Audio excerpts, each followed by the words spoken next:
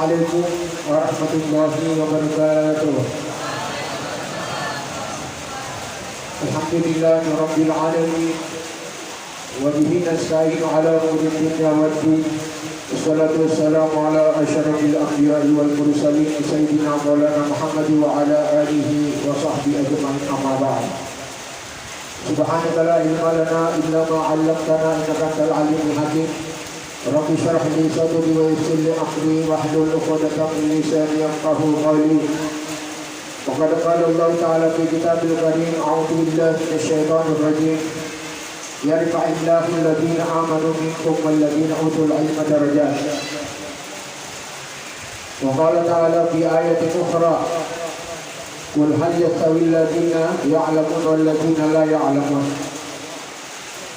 Wa qala Rasulullah sallallahu alaihi wasallam, man qara'a al-Qur'ana fastazharahu fa ahalla halalahu wa harrama haramahu adkhala Allahu al-jannata wa syafa'a fi asyrati min ahli baitihi kulluhum qad wajabat lahum nar. Wa qala Rasulullah sallallahu alaihi wasallam fi haditsin akhar,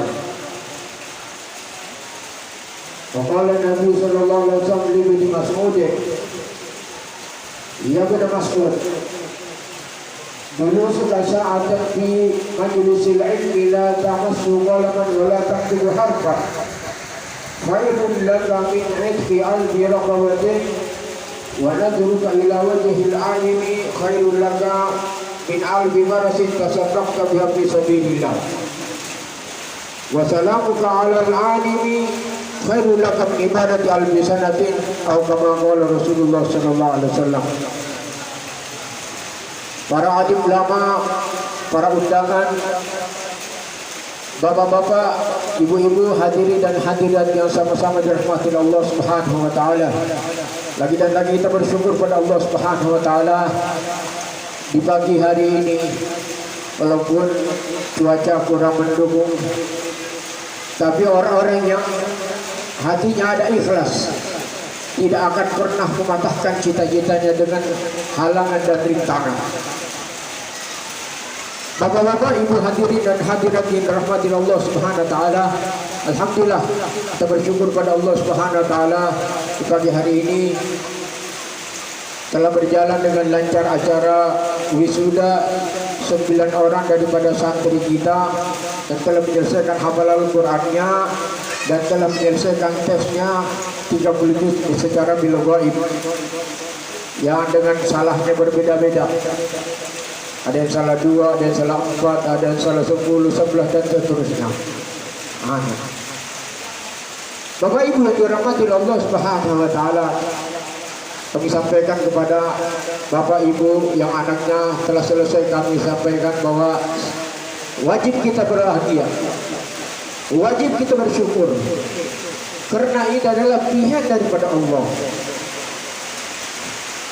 Anak bapak dan ibu bisa selesai itu dengan pengorbanan, bukan dengan mudah. Bapak lihat yang ada di sini, banyak alumnus di sini, dan ada juga alumni. Alumni itu yang selesai dan khataman dan kemudian pulang. Kalau alumnus itu alumni yang kada tembus, alumni yang kada selesai. Kita bayangkan dalam setahun berapa santri yang memulai dan berapa juga yang akan sampai. Jadi yang selesai sekarang itu pilihan, bukan kemauan. Ada orang mau tapi tidak dipilih oleh Allah Subhanahu wa taala. Berapa banyak santri dapat ujian, akhirnya berhenti. Kenapa? Tidak tahan dengan ujian. Bapak Ibu yang dirahmati Allah Subhanahu wa taala, jadi ilmu itu mahal. Ilmu itu mahal, bukan murah. Tidak bisa dinilai dengan harta benda atau kekayaan dunia, tidak. Demi Allah, seorang sahabat Nabi yang bernama Ali karramallahu wajhahu, beliau mengatakan, Ana abdun man 'allamani harfan wahidan. Dalam kitab Ta'limut Ta'lim dijelaskan. Apa kata Ali? Sayyidina Ali karramallahu wajhahu beliau katakan, saya itu siap menjadi hamba kepada orang yang telah mengajarkan saya walaupun hanya satu huruf Al-Quran. Insya'a taqa wa insya'a ba'a. Terserah orang yang mengajarkan Al-Quran satu huruf kepada saya, terserah dia mau jual saya atau memerdekakan saya. Begitu mahalnya yang namanya ilmu. Seorang sahabat Nabi boleh satu huruf Al-Quran sanggup menggadaikan dirinya. Begitu mahalnya yang namanya ilmu.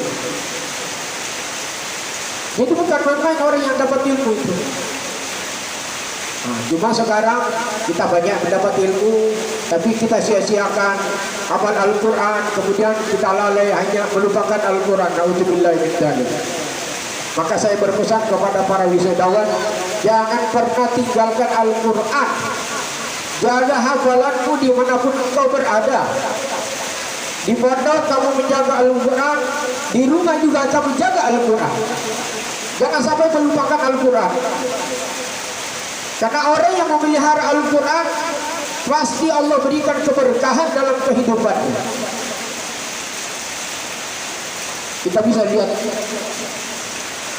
bukan saya cerita apa ya, tapi alhamdulillah pondok pesantren kita ini dari 2009 sampai sekarang 2024 berapa tahun ya? Lupa saya berapa tahun itu. Dari sejak itu kita berdiri tanpa kita menggunakan donatur, tanpa kita menggunakan proposal kepada pemerintah. Bukannya tidak mau, tapi bagaimana ya? Karena saya memang sejak membuat pesantren itu saya sudah bercita-cita. Apapun permasalahan yang akan di pondok, saya siap menanggung sendiri tanpa membebankan kepada orang. Susahnya pondok biar saya tanggung sendiri. Jadi di pondok ini apa semua? WC buntu ulun 2, banyu kada jalan ulun 2, santri kada lancar ulun stres, baras habis ulun 2, gas habis ulun juga. Jadi semuanya ulun, karena memang siap. Yang jadi masalah ini kalau tidak siap, kadang bertukang ulun 2. Jadi kalau kita siap berkorban, nah ini pasangnya baik-baik. Dan Bapak lihat sendiri keberkahan apa yang Allah berikan kepada kita di pondok ini. Alhamdulillah walaupun sedikit demi sedikit, pelan-pelan pembangunan berjalan. Kemudian angkutan pun lengkap, isi ulang pun ada, semuanya lengkap. Ya. Alhamdulillah.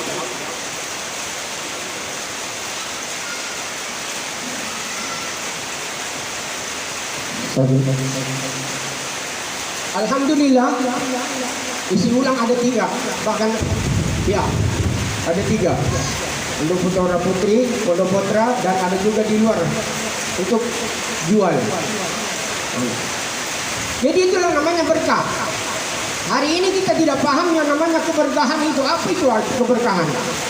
Kita paham yang namanya berkah itu mungkin harta yang banyak. Tidak hadirin dan hadirat yang mulia. Almarhum guru kami, almarhum Ustaz Luki, beliau sampaikan, jadi keberkahan itu seperti anjing dan kambing. Anjing kalau melahirkan berapa Pak? Banyak, 5, 6, 7. Kambing 2, 3. Tapi Bapak lihat di dunia ini, kalau lihat secara zahir, kita melihat itu kambing lebih banyak daripada anjing. Karena apa? Yang berkah. Padahal proses lahirnya itu kambing itu sedikit, sementara anjing banyak. Kenapa kambing itu banyak? Kenapa berkah? Karena kambing itu dikorbankan untuk agama. Orang akikahan nyembelih apa Pak? Nyembelih anjing atau kambing? Ada undangan lah, ulun kena insyaallah akikahan ulun yang beli anjing, siapa pun datang. Yang disembeli kambing. Idul Adha berkorban, nanti korban apa? Anjing, kambing, kambing juga. Jadi kambing ini kenapa berkah? Karena dikorbankan untuk agama. Begitu juga harta kita ini kalau kita korbankan untuk agama, nanti akan sedikit tapi kelihatan banyak. Kelihatan banyak. Itulah berkah.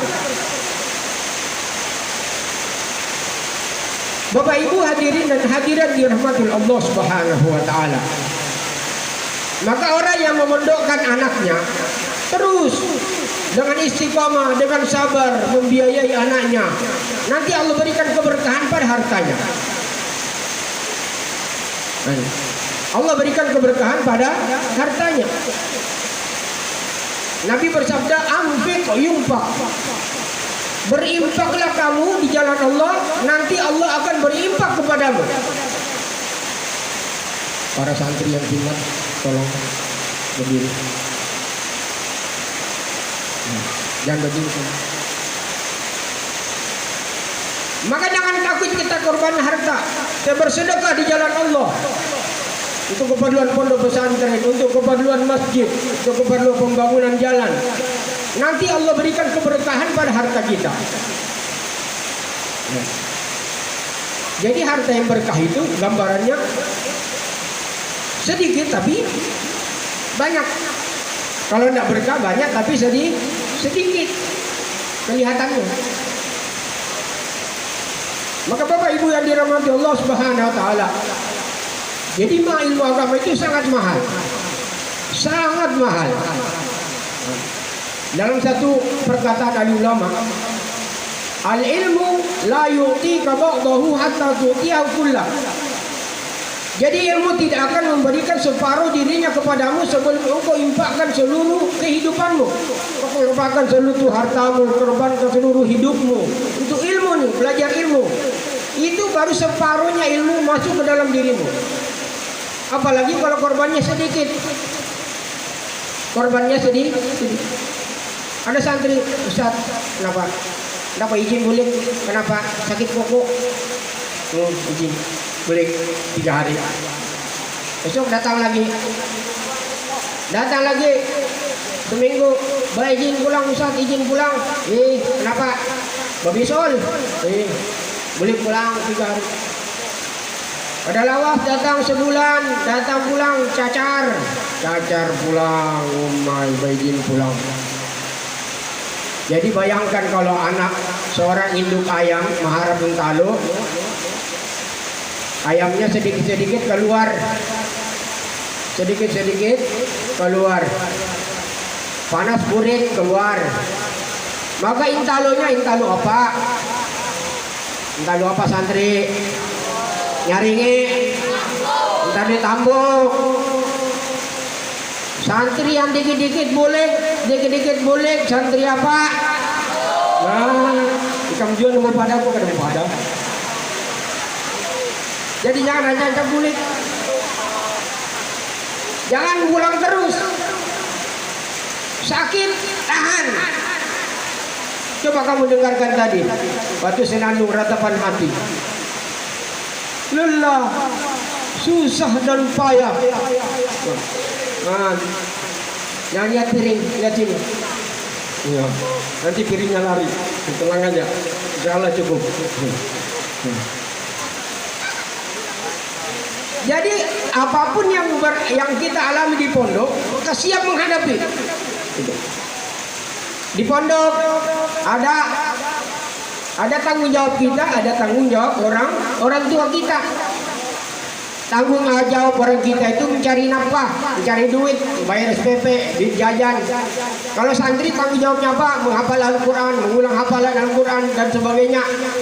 Jadi jangan sampai susahnya kita itu kita limpahkan kepada orang tua. Mak, hafalan ulun kada lancar, jar mama kada tahu aku udah pernah hafal Quran. Begitu juga orang tua, jangan juga malu. Nah, manake Mama ampi berjualan, wah jar anak ampi aja mah, pondok. Jadi susahnya orang tua itu jangan diceritakan kepada anak. Kenapa itu nanti mengganti konsentrasi anak kita. Begitu juga santri, hafalannya Anda lancar, ya jangan cerita sama ibu nggak paham. Ceritanya sama ustadz. Ustadz gimana nih? Hafalan saya tidak lancar. Ada santri potong kompas, santri kabur. Tanya kenapa kabur? Hafalannya tidak lancar. Ini kira-kira cocok nggak? Hafalan tidak lancar, obatnya kabur. Ini namanya sama sakit kepala minum racun tikus. Persis itu. Kalau hafalan tidak lancar, ya ngaji. Itu obatnya. Lancari. Dan metode yang paling bagus untuk menghafal itu membaca Al-Quran sebanyak-banyaknya. Ada seorang kiai di Bogor, namanya Kiai Dumiati. Jadi kiai ini tidak pernah memberikan santrinya mulai menghafal Al-Quran sebelum menghatamkan Al-Quran sebanyak 200 kali. Berapa? Ketepang berapa kali sudah hatam? Jadi metode yang paling bagus dan paling nyaman menghafal Al-Quran itu dibaca 40 kali, 50 kali. Sudah lancar membaca, baru dihafal per ayat. Ayat pertama hafal, baru pindah kedua. Itu caranya. Ini baru baca sekali, 2 kali. Ngapal gitu. Jadi metode yang ini, baca sekali, memang cepat masuk. Tapi cepat keluar, cepat hilang. Tapi kalau kita membaca terus, membaca 40-50 kali, memang lambat masuk tapi lambat keluar, lambat hilang. Sekarang saya suruh pilih yang mana? Cepat masuk, cepat hilang, lambat masuk, lambat hilang. Pilih mana kira-kira? Ayo. Pilih mana? Pilih mana? Cepat masuk, cepat hilang, lambat masuk, lambat. Yang mana ikan pilih? Salah. Kalau aku milih cepat masuk, lambat hilang. Gitu.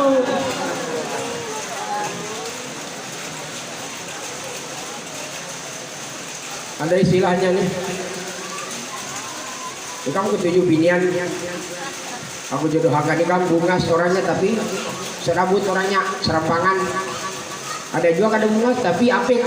Pilih mana ikan? Pilih mana?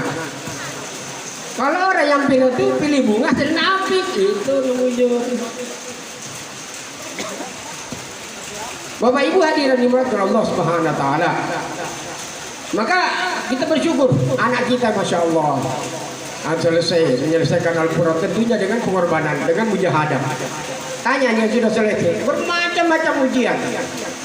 Ada yang nendang bola, pak, kebalik batisnya, pekor, bakat, itu ujian. Ada lagi diuji dengan apa?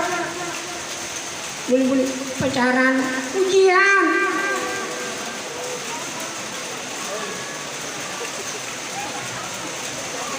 Ada lagi santri diuji, hendak tuntung hafalan.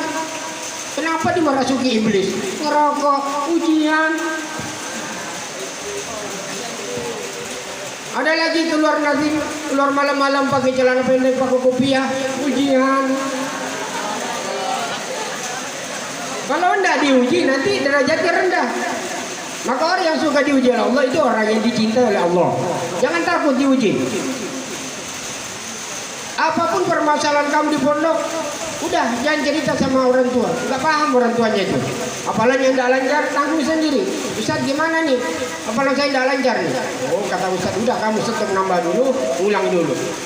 Seperti saya sampaikan tadi, bahwa metode menghafal paling bagus adalah membaca sebanyak-banyaknya baru dihafal. Karena apa? Karena inilah cara yang paling dibenci oleh setan. Ini cara yang paling dibenci oleh. Kamu baca satu halaman, baca 40 kali. Sudah berapa huruf yang kamu baca? Berapa huruf satu halaman itu? Nggak tahu, banyak. Satu huruf dilipat gandakan adalah 10 kali ganda. Semakin banyak kamu baca, semakin banyak juga pahalanya. Maka itu kata setan, udah, jangan.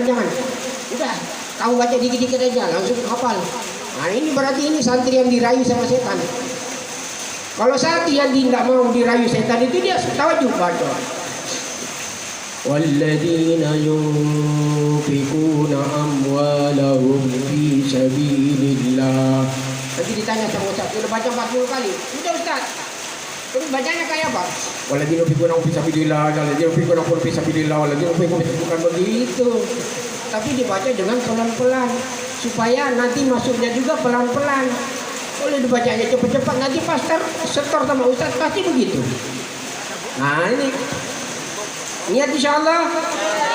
Jangan mau dirayu sama setan. Kata setan, udah hafal aja, jangan mau. Bungul kamu setan ah. Akan mau umpati kamu. Maunya aku pacar aku baca 25-40 kali baru dihafal. Pasti itu. Bapak Ibu yang dirahmati Allah Subhanahu wa taala. Maka kita bersyukur anak-anak kita ini sudah selesai. Maka ulun pesankan kepada pian, ulun selama di pondok anak pian ulun jaga hafalannya. Maka nanti setelah pulang di rumah, maka tanggung jawab orang tua masing-masing menjaga hafalan anak, jangan sampai hilang. Ya. Jangan sampai anak kita pulang hadiahnya apa? iPhone. Iya Pak. Mama, ulun hataman nih. Paham lah, kan mau Xiaomi, apalagi gitu, apalagi Oppo apa dan sebagainya. Ulun iPhone mah, bah, iya Bang. Syaratnya pas beli ke rumah iPhone, bah, programnya banyak, haur, bah iPhone lupa Al-Quran. Nah, rugi ambil. Ini ada satu cerita, ada orang tua, anaknya pulang ke rumah, anaknya sampai ke rumah langsung dikasih kerja, nak cuci piring, mak nanti bersapu kena lu lah, kena bantu apa di sawah. Maka tetangganya bertanya, kenapa begitu bu? Kasihan anaknya. Kata ibunya, ini ya bu yang hebat. Kata ibunya, biar tidak betah di rumah, supaya cepat-cepat balik ke pondok. Ada juga orang tua sampai ke rumah, masya Allah, motor baru, apa, NMAX, muka ada PCX, tahu juga ulun motor mahal, matanya motor murah aja. Apalagi HP-nya iPhone. Akhirnya apa anak tadi? Nak beli ke pondok, ndak mah nyaman. Tiap hari bawa HP, kendaraan kemana-mana, gagal. Gagal cerita gara-gara. Maka ayo Bapak Ibu yang dirahmati Allah Subhanahu wa taala, mari kita sama-sama bagaimana kita berpikir bagaimana menjaga hafalan anak kita. Silakan pakai HP, tapi yang dilihat di HP itu apa? HP itu seperti kertas putih. Tidak bisa memberikan manfaat dan mudarat, tergantung yang pakai. Kalau yang pakainya untuk agama, kamu lihat ada di situ, ada kitab-kitab sekarang sudah ada, Maktabah Syamilah. Semua kitab-kitab bisa di-download dengan PDF. Bisa dibuka. Tapi kalau kamu yang menggunakan salah, mau lihat film porno, mau lihat tahu semua ada. Jadi tergantung yang pakai. Boleh pakai HP. Ya, sebutkan beberapa Pak Ibu. Yang anaknya pulang ke rumah, kalau mau dipegang kasih HP, kasih jam. Nah pakai HP lah, jam 10 malam setor. Artinya setor HP-nya, jangan dibawa guring. Kamu nggak rugi semalaman kan guring tuh. Suatu malam nggak tidur gara-gara HP. Jadi jangan pakai HP terus. Jaga Al-Quran kita. Kemudian yang lebih penting lagi bagaimana santri ini akan pengabdian. Maka selama pengabdian ini jaga daripada akhlak kamu. Karena ini detik-detik akhir kamu akan di pondok. Kalau kamu di pondok detik-detik akhir ini kamu cacat, maka kau cacat selama-lamanya. Kamu berada di pondok 9 tahun. 1 bulan terakhir sebelum meninggalkan pondok, kamu melakukan ini, pelanggaran itu. Nanti kamu pula itu dianggap cacat. Nah, tapi sebaliknya, ada orang dulu ngerokok pernah, keluar malam pernah, apalagi pacaran pernah. Semua ujian. Tapi detik-detik dia perbaiki. Ya Allah, Ustaz minta maaf ya Allah. Belum banyak-banyak menyakiti pikiran Ustaz minta maaf ulun. Maka nanti penghujungnya dia akan dianggap santri yang baik. Innamal a'malu bil khawatim. Hanya saja dilihatnya amal kita itu penghujungnya. Kalau penghujungnya baik maka akan dipandang orang baik. Tapi kalau penghujungnya tidak baik maka selamanya akan dipandang tidak baik. Maka pesan saya kepada para santri yang usahawan tadi, maka selama kamu mengabdi jagalah akhlak kamu. Perbaiki akhlak kamu. Jadi kamu mengabdi di pondok bukan berarti mengajar. Tapi kamu belajar, beraktivitas melayani santri. Membantu bagaimana pondok itu berjalan dengan lancar. Kalau mengajar saja mudah, tidak terima secara udah buding. Makanya rata-rata santri putri itu kalau selesai khataman dikasih tugas. Ada yang bantu di dapur, ada yang bantu ini, bantuin. Supaya apa? Supaya belajar. Nanti satu saat nanti pulang, nanti Kiai Haji Zubair dari Kota Baru, nanti Kiai Haji Syekh Abdul Qadir Al-Jailani, Kiai Muhammad Iqbal, Kiai Haji Aufa Ansarullah, Kiai Haji Ilyas, mana lagi Kiai Haji Lutfi Ansari, mana Kiai Haji Rizwan, ada lagi kata tinggal. Kiai Haji Mahathir Muhammad Al-Makassar, Masya Allah. Nanti nggak aneh, sudah terbiasa membimbing santri. Maka mudah-mudahan Allah Subhanahu Wa Taala terima pengorbanan kalian. Senantiasa istiqomah, sabar. Apapun yang terjadi di pondok, kita sabar. Belajar kita sabar. Kemudian terakhir juga saya minta mohon maaf kepada para orang tua santri selama anak bapak mungkin ada yang bertahun-tahun sini. Mungkin pernah saya sakiti, pernah ulun sambati, ulun minta maaf. Mohon maaf kepada pian. Karena ulun ini manusia biasa, bukan malaikat. Dan itu semua untuk kebaikan anak pian juga, untuk anak bapak juga supaya menjadi orang yang baik. Kalau pernah kena pukul, memang dalam mengajarkan kebaikan kepada anak, Nabi bersabda, la tarfa asaka adaban lahum. Dalam mendidik anak jangan engkau buang rotan. Senantiasa ada rotan di rumah kita. Untuk apa? Untuk membimbing anak kita. Jangan juga sekali pukul, kekipai kepalanya, kaki kencangnya, pelan-pelan dulu. Naikkan volumenya dikit karena mempan, naikkan lagi volumenya karena mempan, hanya kencangi, karena mempan yang hangat. Mungkin pernah ulun sambati, minta maaf ulun, ya. Ulun manusia biasa, mungkin banyak kesalahan ulun. Selama anak-anak pian di sini mohon maaf yang sebanyak-banyaknya. Dan ulun berdoa mudah-mudahan anak pian yang sudah selesai ini bisa melanjutkan lagi sejauh-jauhnya menuntut ilmu. Utlubul ilma walau bisin, tuntutlah ilmu walaupun kau di negeri Cina sana.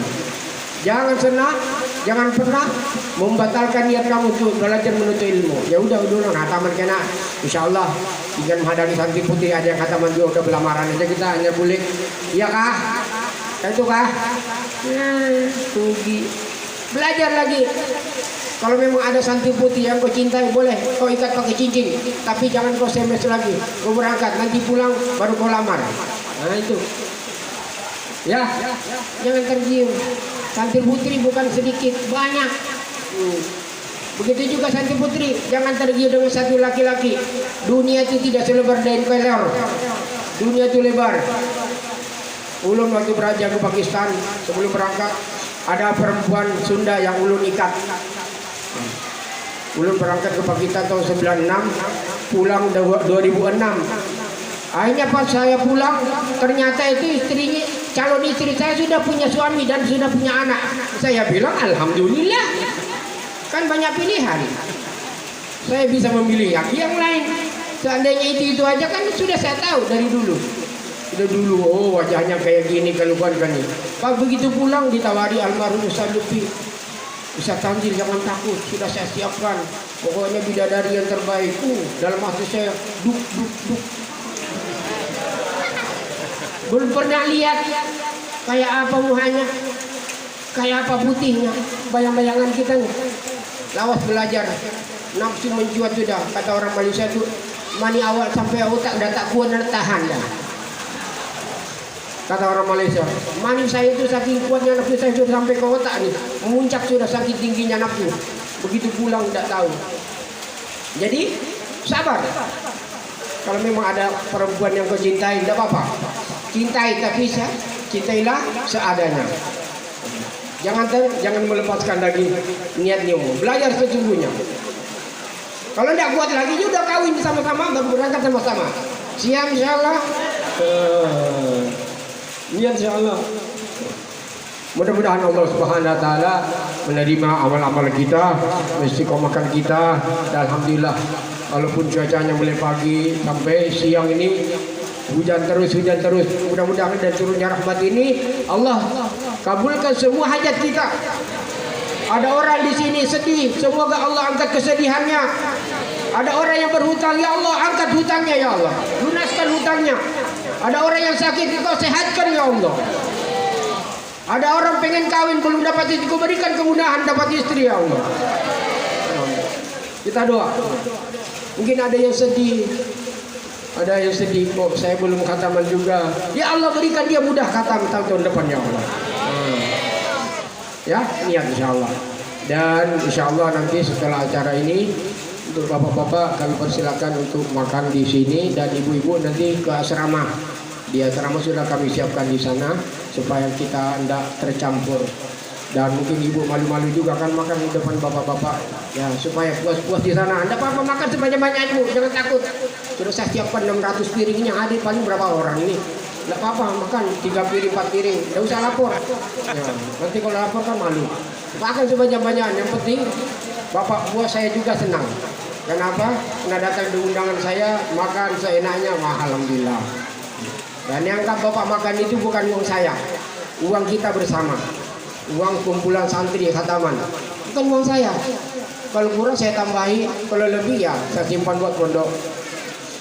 Kalau saya ambil sendiri boleh enggak? Boleh lah. Boleh. Insya Allah niatkan untuk pondok. Ya. Alhamdulillah. Mudah-mudahan Allah Subhanahu Wa Taala terima amal kita. Bil khusus kepada Bu Haji mamanya Rizwan nih. Mana nih kelihatan sini? Taurkah? Ini Bu Haji ini Masya Allah yang banyak berkorban. Beliau memasak, kemudian mengantar bendera. Dan Masya Allah, semoga Allah terima pengorbanannya. Begitu juga ada lagi Mama Amila dari Kota Bangun, Masya Allah. Setiap khataman beliau berkorban, menyumbang itu, menyumbang ini, tidak usah disebut sumbangannya. Tapi banyak berkorban. Kami doakan semoga Allah berikan keberkahan pada hartanya, amin. Dan kemudian mudah-mudahan juga Allah kabulkan segala hajat kita, amin ya Allah. Al-Fatihah. A'udzubillahi minasyaitonir rajim. Bismillahirrahmanirrahim. Alhamdulillahirabbil alamin arrahmanirrahim maliki yaumiddin. Iyyaka na'budu wa iyyaka nasta'in. Ihdinas siratal mustaqim. Siratal ladzina an'amta 'alaihim ghairil maghdubi 'alaihim waladdallin. Amin. Bismillahirrahmanirrahim. Alhamdulillahirabbil alamin wassalatu wassalamu ala asyrafil anbiya'il mursalin wa ala alihi washabbihi ajma'in. Allahumma ighfir lana dzunubana wal walidina warhamhuma kama rabbayana shaghira wal jami'al muslimina wal muslimat wal mu'minina wal mu'minat al ahya'i minhum wal amwat. Allahumma ij'al jam'an hadza jam'an marhuma tafarruqana min ba'dihi tafarruqan ma'suma. Allahumma ij'al jam'an hadza jam'an marhuma wa tafarruqana min ba'dihi tafarruqan ma'suma. Allahumma rabbana la tada' lana dhanban illa ghafarta wa la hamman illa farajta wa la idan illa qadita wa la hajatan min hawaijid dunya wal akhirah illa qadita wa yassarta ya arhamar rahimin. Rabbana taqabbal minna innaka antas samiul alim wa tub alaina innaka antat tawwabur rahim. Rabbana atina fid dunya hasanatan wa fil akhirati hasanatan wa qina adzabannar. Sallallahu ta'ala ala sayyidina Muhammad wa ala alihi washabbihi ajma'in. Alhamdulillahi rabbil alamin. Insyaallah waktu zuhur masih ada kurang lebih 25 menit. Jadi bapak dan ibu tidak usah buru-buru makannya. Makan dengan tenang. Kalaupun ada